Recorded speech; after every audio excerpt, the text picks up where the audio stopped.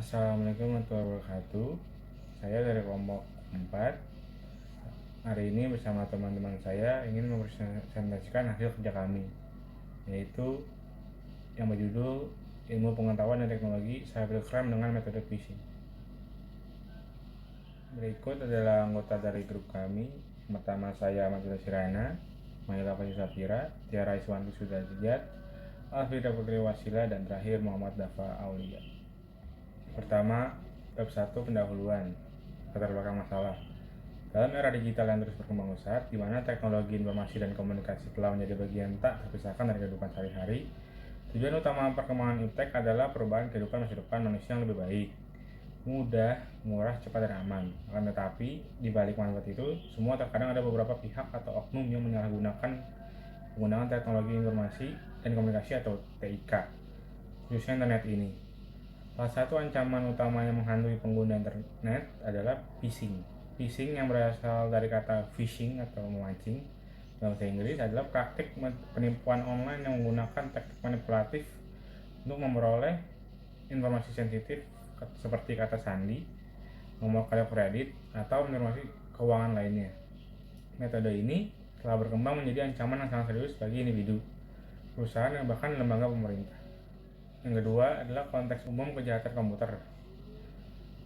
Kejahatan komputer merujuk pada serangkaian tindakan kriminal yang dilakukan menggunakan teknologi komputer jaringan. Konteks umum kejahatan komputer meliputi berbagai aktivitas seperti pencurian identitas, pencurian data, serangan malware, penipuan online, hak akses tidak sah ke sistem, dan pelanggaran keamanan informasi. Dalam hal ini, phishing menjadi alat yang efektif bagi para penyerang untuk mencuri identitas, mengakses akun finansial, atau bahkan merusak reputasi perusahaan. Dengan tingkat keberhasilan yang tinggi dan kerugian yang signifikan yang dapat ditimbulkannya, perlindungan terhadap serangan phishing telah menjadi fokus utama dalam upaya perlindungan keamanan cyber. 3. Dampak kerusakan dan kehilangan. Tantangan dan peluang di masa depan terkait phishing menyoroti perubahan dinamis dalam teknologi dan perilaku online. Namun di balik tantangan tersebut, terdapat peluang untuk mengembangkan solusi keamanan yang lebih inovatif dan efektif. Perkembangan teknologi keamanan seperti analisis perilaku yang canggih dan kecerdasan buatan dapat digunakan untuk mendeteksi dan mencegah serangan phishing secara lebih efisien.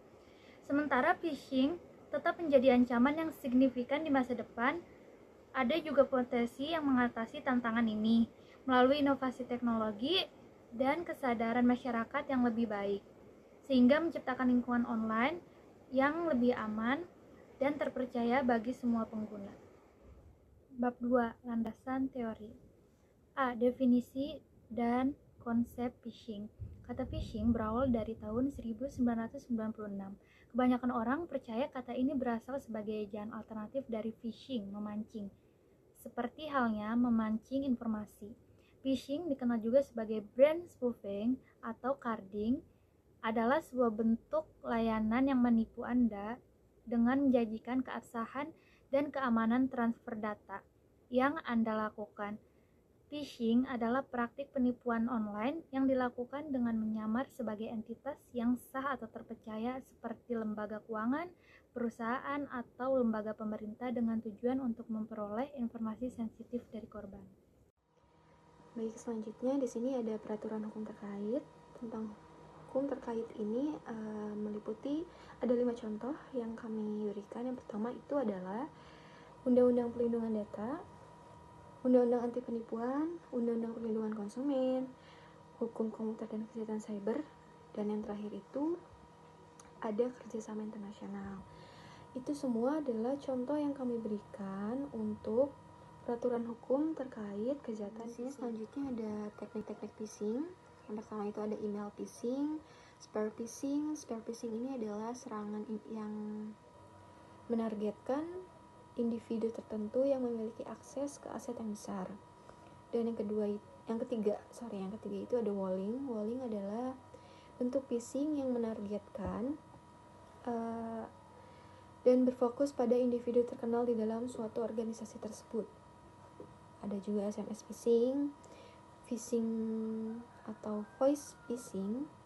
Ada juga clone phishing. Clone phishing ini adalah bentuk serangan phishing yang begitu canggih, di mana penyerang menciptakan salinan palsu dari email ataupun situs web yang asli sehingga tampak real untuk para target. Dan yang terakhir itu ada tab nabbing, di mana tab nabbing ini adalah eksploitasi komputer dan serangan phishing yang membujuk pengguna untuk mengirimkan misalnya kayak detail login dan kata sandi mereka ke web populer dan meniru situs tersebut sehingga meyakinkan bahwa situs tersebut adalah asli. Seperti itu. Terima kasih. Bab 3. Pembahasan motif dibalik bahaya phishing terhadap pengguna aplikasi WhatsApp. Motif dibalik bahaya phishing terhadap pengguna aplikasi WhatsApp ini mencakup serangkaian tujuan jahat yang bertujuan untuk memanfaatkan informasi pribadi dan akses ke akun pengguna. Salah satu motif utama adalah pencurian data pribadi, di mana pelaku phishing mencuri untuk mendapatkan informasi sensitif seperti nomor telepon, alamat email, atau informasi akun lainnya yang dapat digunakan untuk tujuan kriminal. Selain itu, pengguna akun WhatsApp yang diretas untuk menyebarkan spam atau malware juga menjadi motif yang umum. Para pelaku dapat memanfaatkan akses ke akun mengirim pesan berbahaya kepada kontak pengguna, yang dapat menyebabkan kerugian finansial atau merusak reputasi pengguna. Faktor penyebabnya terdiri dari 6. Yang pertama yaitu kekurangan kesadaran keamanan, yang kedua tingkat keterampilan teknologi yang rendah, yang ketiga kecenderungan untuk menanggapi pesan yang dikirim, yang keempat kekurangan pendidikan tentang keamanan cyber, yang kelima tingkat perlindungan keamanan yang kurang atau rendah, dan yang keenam konten palsu yang menipu. Selanjutnya ada strategi penanggulangan. Yang pertama ada pendidikan kesadaran dengan melakukan sosialisasi tentang ancaman phishing, cara mengidentifikasinya, dan pencegahan yang dapat diambil. Yang kedua ada verifikasi identitas pengirim pesan, yang dimana harus mengecek terlebih dahulu sebelum merespons atau memberikan informasi pribadi. Yang ketiga, hindari mengklik tautan mencurigakan, terutama jika mereka meminta informasi pribadi atau memunculkan kebutuhan mendesak. Yang keempat, ada aktifkan fitur keamanan tambahan. Manfaatkan fitur keamanan dari aplikasi WhatsApp seperti verifikasi 2 langkah untuk melindungi dari akses yang tidak sah. Selanjutnya kita memasuki bab 4 yaitu penutup. Yang pertama ada implikasi dari phishing. Implikasi adalah konsekuensi atau dampak yang timbul dari suatu peristiwa atau tindakan.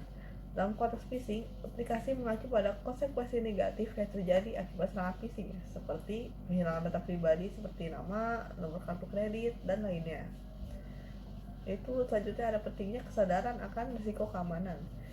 Kesadaran akan risiko keamanan phishing sangat penting karena membantu individu untuk mengidentifikasi upaya penipuan, melindungi data pribadi dari pencurian, serta membangun ekosistem online yang lebih aman dan terpercaya bagi semua pengguna. Selanjutnya yaitu ada tantangan dan peluang di masa depan. Nah, tantangan dan peluang di masa depan terkait phishing menyoroti perubahan dinamis dalam teknologi dan perilaku online. Tantangan utama meliputi evolusi teknik phishing yang semakin canggih, termasuk penggunaan kecerdasan buatan dan teknik manipulasi psikologis yang lebih maju. Sekian dari kelompok kami, kurang lebihnya mohon maaf. Wassalamualaikum warahmatullahi wabarakatuh.